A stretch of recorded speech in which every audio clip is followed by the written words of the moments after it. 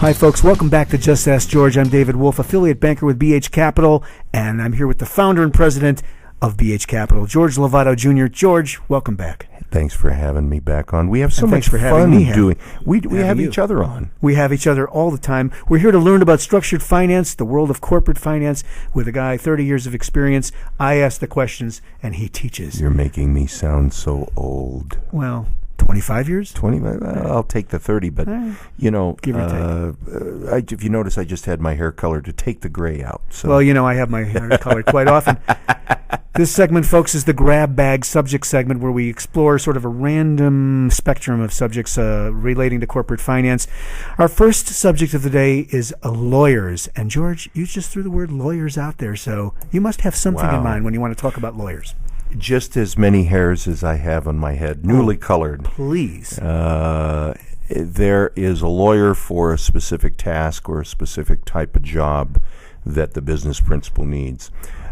You don't go to a general practitioner or an internist when you need surgery. So the same thing goes in the legal profession. Okay. You've got tax lawyers, you've got specialized litigators in different industries that are really, you know, then you have securities lawyers, you've got contract lawyers, you have transactional guys.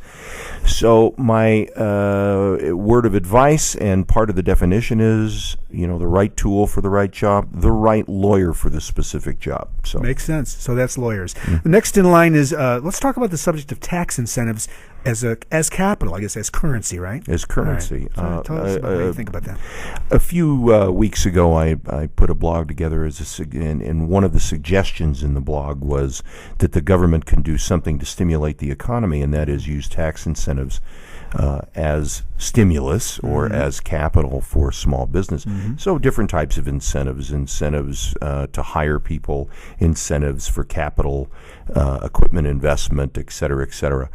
There are, and there's a scope, breadth, and diversity of tax incentives that are already available. Okay. Can't be found in a single library. So there again, let's go back to lawyers.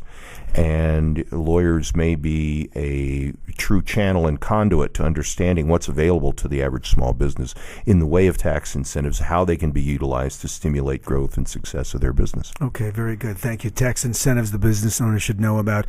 And finally, for the grab bag segment, we've got redemption agreements. What are redemption agreements? The simplest way to put it is buy back or buy somebody out. Okay. And typically investors, when they put their money in, or about the time they're about to put their money in, their question is, how do I get out? What's the exit? Yeah. So a redemption agreement is one of many different types of tools in the toolbox that a business principal can use.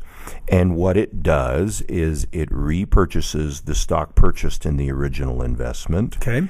At a preset premium, therefore measuring some kind of return or a yield to the investor, and it has a specific amount of time set to it. So guess what? You've designed an exit plan for the investor. He has something to look forward to. And it's always determined that the methodology to valuation of that stock or equity is always done up front, correct? Absolutely. Has to be. Absolutely. One of the more important things the entrepreneur can do is go to a third party and get a very accurate and, you know, rather than a 32,000 foot view, about a 500 foot view evaluation. Okay. What is the business worth today? What's it worth post capitalization? Yeah. And then what's it going to be worth at the point that all of the capital is fully deployed? I have a question about time of exit.